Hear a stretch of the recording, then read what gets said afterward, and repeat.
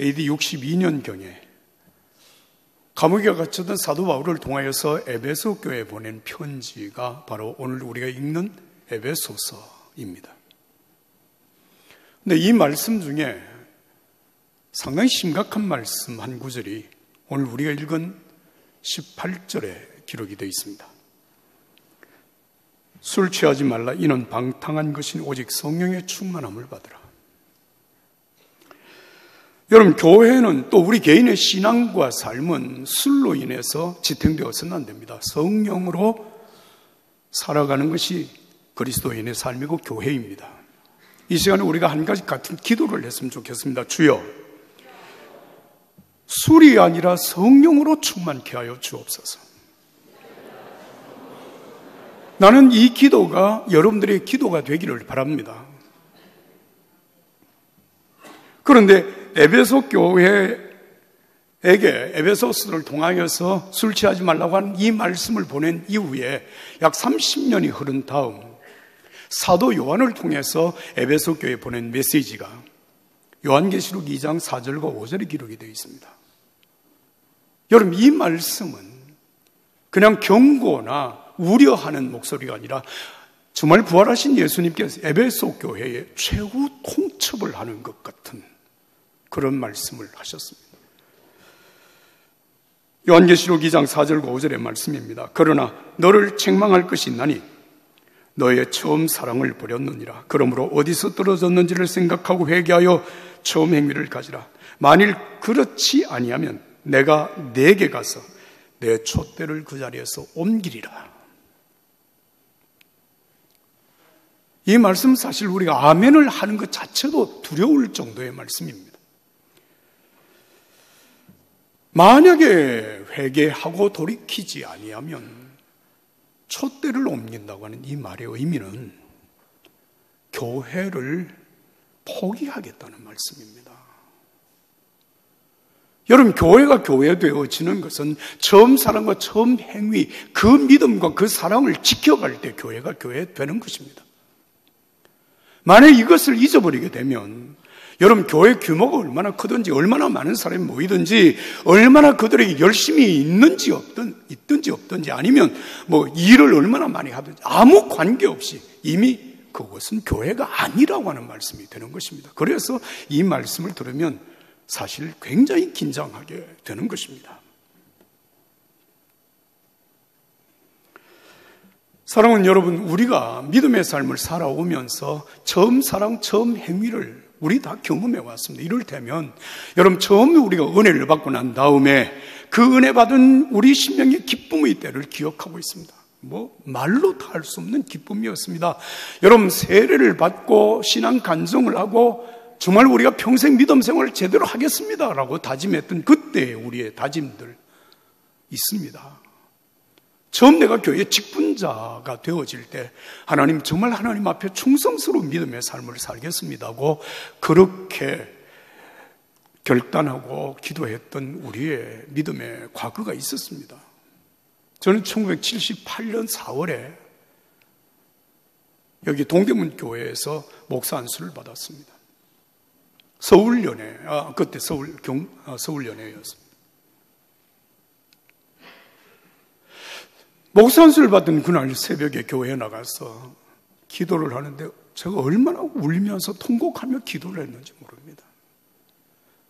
나같이 부족한 것이 오늘 목사 안수를 받고 평생 목사로 산다고 하는 이것 자체가 나에겐 너무나도 감격스럽고 감사한 일이었지만 평생 내가 성직자로서 목사로서 정말 제대로 살 수 있을까라고 하는 내 자신의 연약함에 대한 두려움이 있어서 하나님 앞에 통곡하며 기도했습니다.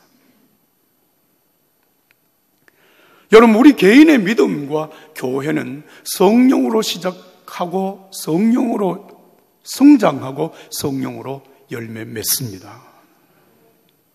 그래서 우리가 신앙생활을 할 때 내가 성령의 은혜를 받았느냐 못 받았느냐의 문제가 아니라 이미 우리는 예수 믿고 세례 받음으로 말미암아 성령의 은혜를 입었습니다. 중요한 것은 어떻게 해야 이 성령의 충만함을 내가 지탱해가고 정말 이 믿음으로 하나님 앞에 설 수 있게 할 것인가라고 하는 문제입니다.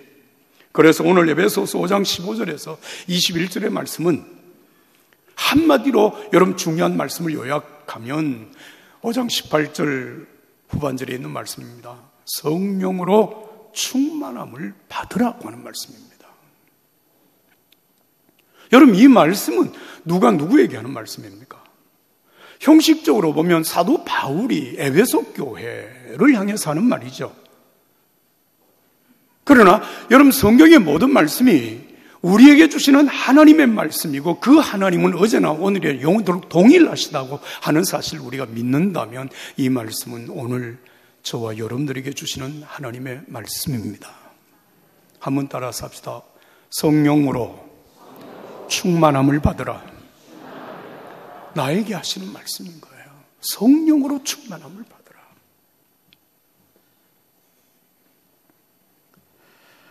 여러분 우리는 이미 예수 그리스도를 믿음으로 과거에 우리가 예수님을 알지 못하던 때에 여러분 죄의 종노릇하고 사탄의 지배를 받으며 살아왔던 우리의 과거의 삶을 청산하고 이제는 예수님을 내가 영접하고 믿음으로 말미암아 이제는 내가 내 인생의 주인이 아니라 예수님이 내 인생의 주인이고 정말 내가 그 예수님을 따라서 예수님을 모시고 살아가는 삶, 그것이 바로 믿음의 삶이고 우리가 세례를 받음으로 물과 성령으로 거듭나서 새로운 피조물이 된 것, 그것이 바로 하나님의 자녀, 거룩한 성도가 되는 것입니다.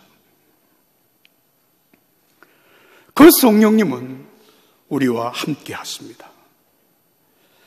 여러분 이 사실에 대하여서 고린도전서 3장 16절과 17절 그리고 고린도전서 6장 19절과 20절 말씀은 이렇게 말씀하십니다.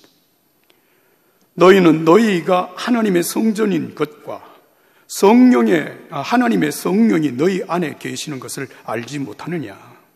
누구든지 하나님의 성전을 더럽히면 하나님이 그 사람을 멸하시리라. 하나님의 성전은 거룩하니 너희도 그러하니라. 너희 몸은 너희가 하나님께로부터 받은 바 너희 가운데 계신 성령의 전인 줄을 알지 못하느냐. 너희는 너희 자신의 것이 아니라 값으로 산 것이 되었으니 그런즉 너희 몸으로 하나님께 영광을 돌리라. 할렐루야. 사랑하는 여러분, 이 말씀은 사실 굉장히 귀중한 말씀입니다. 여러분 우리가 예수 믿고 믿음의 삶을 산다고 하는 것은 예수님이 나의 주가 되신다고 하는 사실을 내가 지적으로 알고 머리로 인정하고 사는 정도가 아니라 예수님의 영 성령을 우리 마음속에 모시고 우리 육체가 성령의 성전이 되어서 거룩한 성전이 되어서 하나님의 사람으로 살아간다고 하는 의미가 우리의 믿음의 고백 속에 있는 것입니다.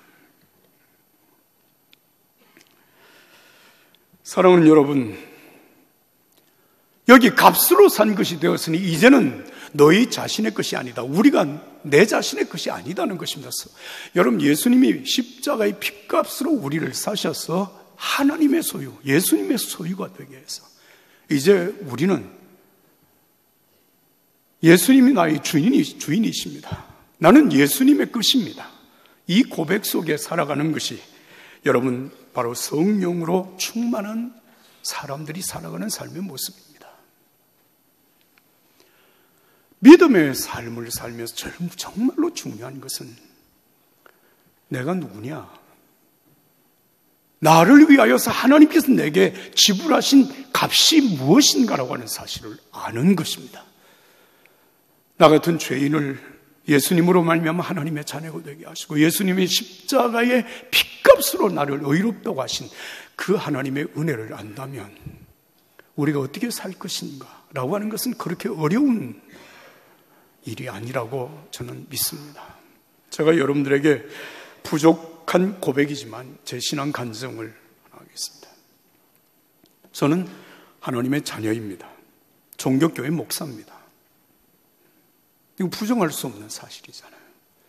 근데 어떻게 하면 내가 이 신앙의 정체성에 걸맞게 부끄럽지 않게 살아갈 수 있을까? 이것은 제 자신에게 중요한 과제입니다. 그래서 매일 새벽에 눈을 뜨면 제일 먼저 침대에서 몸을 일으키고 하나님 앞에 기도하기 시작합니다. 하늘에 계신 우리 아버지여, 이름이 거룩히 여김을 받으시오며 나라가 임하시오며 뜻이 하늘에서 이루어진 것 같이 땅에서도 이루어지이다. 주기도문 기도를, 물론 제가 묵상으로 기도를 드립니다. 제가 침상에서 일어나자마자 하나님 앞에 이 주기도문 기도를 4번 반복해서 기도를 드립니다. 왜 4번 하냐? 그냥 4번 하고 싶어서 하는 거예요. 4번을 하지 않으면 안 되느냐, 그런 얘기는 여러분 저에게 묻지를 마세요. 그냥 저는 하고 싶어서 그렇게 하는 겁니다. 그런데 중요한 것은 4번 그 새벽에 여러분 눈을 뜨자마자 하나님 앞에 묵상으로 기도하면 약 10분 정도의 시간이 걸리는데 그 4번 기도할 때마다 제 영혼에 와닿는 예수님의 기도는 전혀 다르게 와닿습니다. 그리고 하루 종일 살아가는 동안에 길을 걸으면서도 주기도문 기도를 하고, 차를 타고서도 주기도문 기도를 하고, 사람을 만날 때도 주기도문 기도를 하고, 제 사무실에서 일을 할 때도 주기도문 기도를 하고, 제가 하루에 정확하게 몇 번 한다고 제가 말할 수는 없지만 수십 번 주기도문 기도를 반복하며 기도의 삶을 삽니다. 제가 주기도문 기도를 이렇게 반복하면서 제 마음속에 깨닫는 것은 주기도문 기도야말로 완벽한 기도, 예수님이 우리에게 이렇게 기도하라고 말씀하신 완벽한 기도라고 하는 사실을 깨닫고 있습니다. 뿐만 아니라 제 자신의 신앙의 정체성을 위하여서 제가 늘 소지하고 다니는 소지품이 있습니다. 제가 어디를 가든지 성경책을 항상 갖고 다닙니다. 이것은 제가 강단에서 사용하는 이 성경책은 너무 크고 두껍습니다. 이건 성경 신구약 2벌, 한글 성경 하나, 영어 성경 1권, 그리고 찬송도 2권입니다. 영어 찬송이 여기 포함이 되어 있습니다. 그래서 굉장히 무겁습니다. 제가 교회에서는 이 성경을 쓰지만 밖으로 나가면 이 성경책을 늘 손에 들고 다닙니다. 때로는 이것도 제가 좀 크다고 생각하면 파트너 성경을 갖고 다닙니다. 파트너 성경은 신구약 성경을 12권으로 나누어서 만들어진 책입니다. 이 책이 12번째 책, 고린도 후서부터 요한계시록까지. 그래서 12권 중에 제가 읽어야 될 성경을 갖고 다니는 것입니다. 제가 성경 말씀, 성경책을 갖고 다니는 것은 성경을 읽기 위한 것도 있지만 성경책을 제가 손에 들고 있는 동안에 내 자신의 신앙으로서의 정체성을 잃지 않기 위한 몸부림입니다. 그리고 제 손에는 늘 이 십자가가 있습니다. 이스라엘 올리브나무로 만든 십자가. 제가 이 십자가를 손에 잡으면 손에 힘이 생깁니다. 나는 하나님의 자녀입니다. 나는 예수 믿는 사람입니다. 나는 교회 목사입니다. 언제 어디에서 어떤 상황 앞에서도 내가 하나님의 자녀, 내가 목회자로서 하나님 앞에 내 정체성을 잃지 않고 살아가기 위한 제 자신의 신앙적인 몸부림과 같은 것입니다.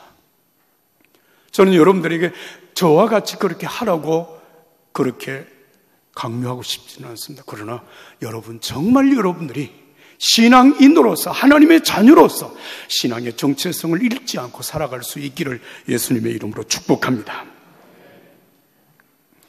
오늘 본문의 말씀, 에베소서 5장 15절부터 21절의 말씀은 다시 말씀을 드립니다만 성령으로 충만하라. 같이 한번 읽겠습니다. 19절부터 21절 말씀입니다. 시작. 시와 찬송과 신령한 노래들로 서로 화답하며 너희의 마음으로 주께 노래하며 찬송하며 범사의 우리 주 예수 그리스도 이름으로 항상 아버지 하나님께 감사하며 그리스도를 경외함으로 피차 복종하라. 할렐루야. 여러분, 이 말씀을 어떻게 보면 우리 개개인에게 권면하시고 우리에게 말씀하시는 하나님의 말씀으로 들을 수 있습니다. 그러나 이 말씀을 계속해서 읽어보게 되어지면 이 말씀은 바로 교회에게 하는 말씀이라 그렇게 기록합니다. 여러분, 에베소서 5장 27절과 32절의 말씀 이렇게 기록하고 있습니다. 자기 앞에 영광스러운 교회를 세우사 티나 주름 잡힌 것이나 이런 것들이 없이 거룩하고 흠이 없게 하려 하심이라. 이 비밀이 크도다. 나는 그리스도와 교회에 대하여 말하노라. 에베소서 5장의 말씀이 그리스도와 교회에 관한 말씀이라는 것입니다. 사실 오늘 우리가 읽은 에베소서 5장 19절에서 21절의 이 말씀과 동일한 말씀이 골로새서 3장 16절과 17절에 있습니다. 그리스도의 말씀이 너희 속에 풍성히 거하여 모든 지혜로 피차 가르치며 권면하고 시와 찬송과 신령한 노래를 부르며 감사하는 마음으로 하나님을 찬양하고 또 무엇을 하든지 말이나 일이나 다 주 예수 그리스도의 이름으로 하고 그를 힘입어 아버지 하나님께 감사하라. 할렐루야. 이 말씀은 새롭게 하심을 받은 교회를 향하여서 하신 말씀입니다. 다시 말씀을 드리면 하나님의 말씀은 우리 개개인을 향한 하나님의 권면의 말씀이기도 하지만 여러분, 우리 개개인이 이 믿음으로 함께 모여 하나님을 예배하는 공동체, 교회를 향한 말씀이기도 하다는 말씀입니다. 자, 그렇다면 여러분, 오늘 이 본문 말씀에 성령 충만함으로 사는 길 세 가지를 우리에게 말씀하고 있는 교회를 향해서 하신 말씀인데, 첫 번째는 시와 찬송과 신령한 노래들로 서로 화답하며 라고 하는 말입니다. 여기서 시라고 하는 이 말, 시, 이 말은 여러분 성경에 하나님의 말씀이 시로 기록된 부분들이 대단히 많습니다. 하나님의 말씀이라고 읽어도 됩니다. 찬송, 신령한 노래들로 서로 화답한다고 하는 이 말은 여러분 공적인 그리스도인의 예배 속에서 하나님의 말씀을 하나님의 말씀으로 듣고 하나님을 찬송하는 신령한 노래가 있기를 하나님이 말씀하고 있습니다. 여러분, 교회에서 여러분들이 예배 시간에 목사의 설교를 들을 때 목사님 오늘 좋은 말씀을 하신다, 그렇게 듣기보다 하나님께서 목사를 통하여서 내게 말씀하신다, 그렇게 받을 수 있기를 축복합니다. 그게 하나님의 말씀을 받는 태도입니다. 우리가 하나님을 찬양할 때 여러분 그냥 형식적으로 여러분 입만 뻥긋뻥긋하고 할 수도 있습니다. 여러분, 그건 형식적인 거예요. 정말 마음으로부터 우러나오는 찬송이 하나님 앞에 예배할 때 여러분들을 통하여서 하나님께 드려질 수 있기를 바랍니다. 여러분 생각해 보십시오. 이 예배에 나오기 위하여서 여러분 얼마나 소중한 시간을 여러분 하루에서 오늘 하나님 앞에 나와서 예배를 드리는데, 이 예배를 형식적으로 시간만 때우고 간다면 여러분 이 예배 시간이 얼마나 우리들에게 낭비가 될 것입니까? 얼마나 하나님 앞에 헛된 시간이 되겠습니까? 마음을 다하고 뜻을 다하고 힘을 다해 하나님 앞에 내 중심으로 드리는, 하나님의 임재 앞에 드리는 예배가 연락되기를 예수님의 이름으로 축복합니다. 시와 찬미와 신령한 노래들로 서로 화답하며. 20절의 말씀이 그 다음의 말씀입니다. 범사의 우리 주 예수 그리스도의 이름으로 항상 아버지 하나님께 따라 삽시다. 감사하며.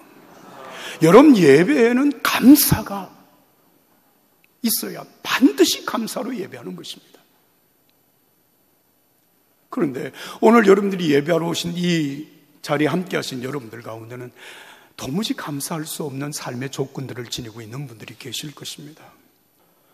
어떻게 내가 이런 상태에서 하나님 앞에 감사하며 예배를 할 수 있겠습니까? 여러분 그런 생각이 들지 않아요? 그러나 여러분 오늘 우리가 하나님 앞에 예배할 때 우리 마음속에 진정한 감사는 어디로부터 우러나오는 감사입니까? 나 같은 죄인을 구원하신 하나님의 은혜를 인하여 감사할 것입니다. 감히 나 같은 죄인을 십자가의 보혈로 의롭다 인정을 해주시고 나를 의로운 하나님의 자녀로 받아주시는 하나님의 사랑에 대해서 감사할 것입니다. 나 같은 것이 연약하여 세상에 홀로 버려두시면 넘어질 수밖에 없고 패배할 수밖에 없는데 보혜사 성령께서 나와 함께 하셔서 날마다 내 마음과 심령을 일깨워 주시고 붙잡아 주시는 성령의 은혜를 감사할 것입니다.